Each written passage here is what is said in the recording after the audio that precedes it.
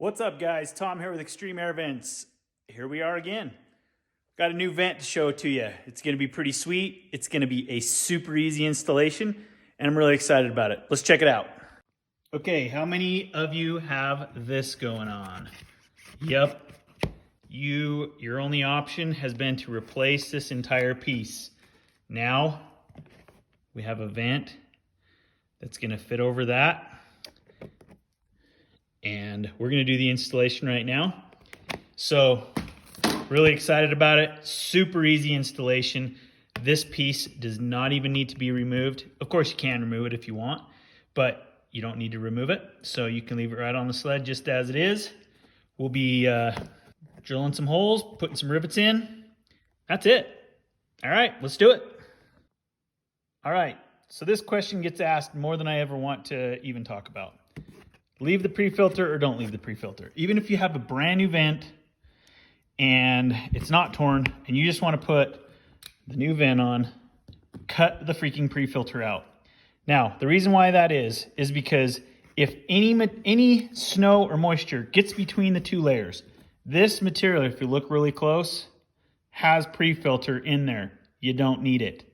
So, if any moisture gets between the two layers, the vent, it will ice up and you have no way to get it out. Same for the intakes. I don't understand, but I guess each one has their choice. You don't need the frog skins left when you install these either.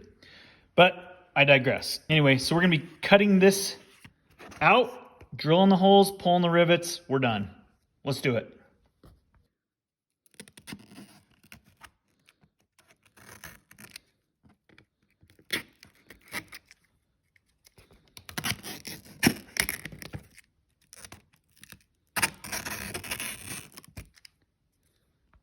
Okay, so you can see I got all the pre-filter cut out. New vent's gonna go on. All right, so we're just gonna line up the vent.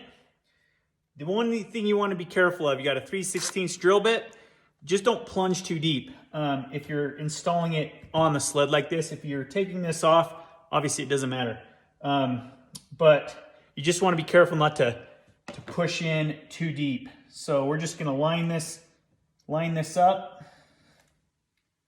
And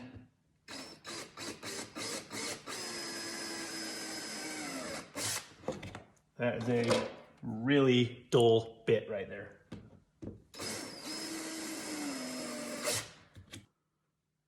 Okay, so this top one, you do have to go through, there's like 2 layers of plastic, but don't go past that. So then we've got the front one in, we're just gonna put a rivet in there, not pull it yet, we're just gonna leave it there. Then we're just gonna line this along the outside here, and we'll probably put one in here at the bottom.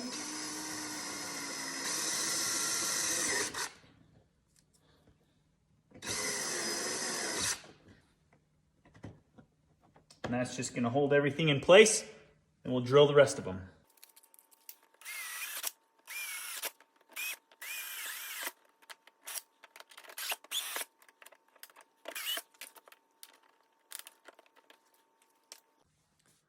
So for some reason it didn't record while I was pulling the rivets. I just use a air riveter and put all the rivets in first, and then I just pull them one at a time.